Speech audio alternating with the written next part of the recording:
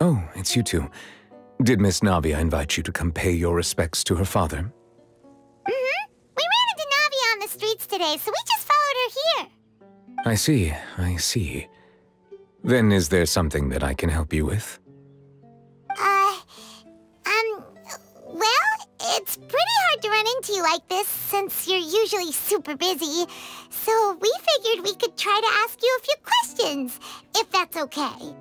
Please feel free. Though outsiders, you helped us solve one of the greatest mysteries in Fontaine, and it would be my pleasure to return the favor.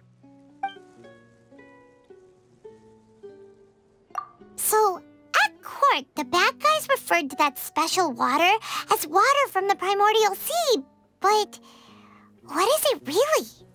Truthfully, that name is already quite accurate. I can only surmise that Vacher and his ilk only learned of its nature and existence after extensive research. There used to be a special sea on the surface of this planet. The nature of its seawater was rather different from that of the sea we know today. Most of Teyvat's life forms were first born in that special sea. You could say it nurtured much of the life on this planet. Huh. So it really was where everything began. It makes sense to call it primordial then. But today, the primordial sea no longer exists on the planet's surface. What Vacher discovered must have been some kind of special case, or a remnant from a truly ancient age. Huh. So that's how it is. Oh, you really know everything, Monsieur Neuvillette.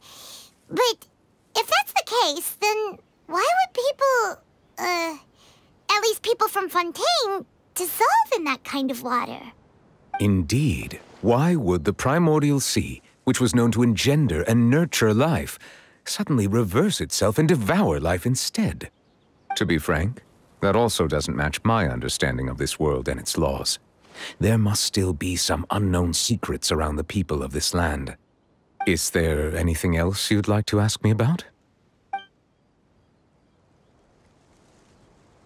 That the sea levels will rise and everyone will be dissolved in water, leaving Furina crying alone on her throne, but the sins of the people will be finally washed away for good.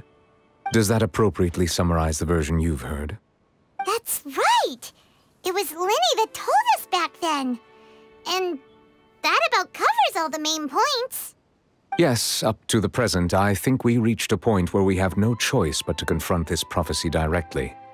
Rumors have it that this prophecy is rooted in the last words the former Hydro Archon left to the world before she passed away. A prophecy? Of the former Hydro Archon? Wow. This is the first time that we've ever heard of it. Two parts of the prophecy have already proven correct. The rising sea levels and the ability of the people of Fontaine to be dissolved. We should be more vigilant and stay on the watch for further signs.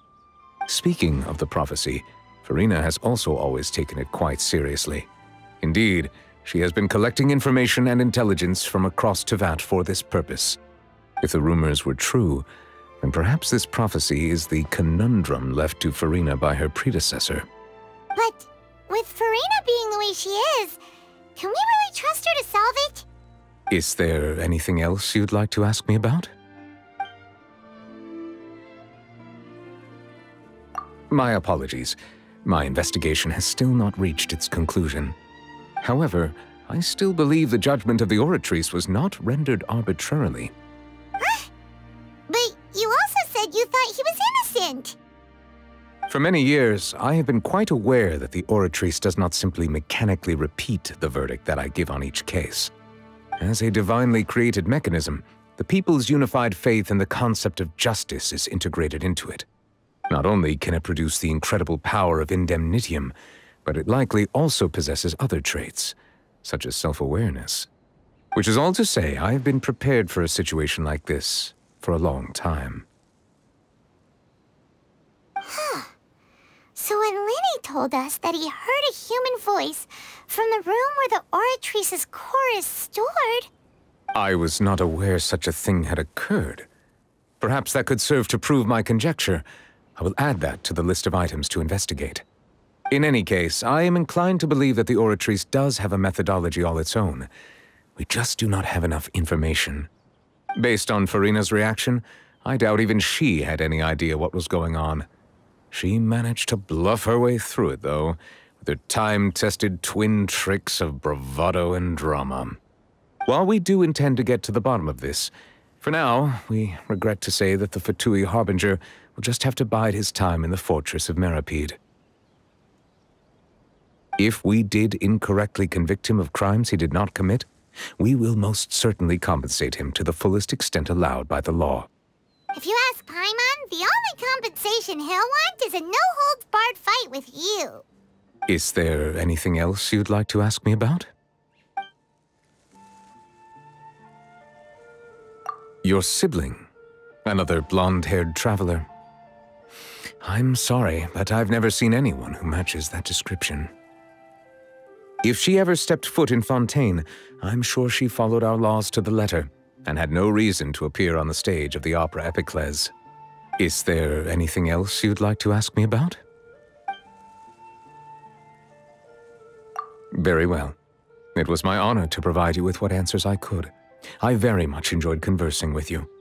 It will soon be time for me to leave this blissful tranquility behind and return to Palais Memornia.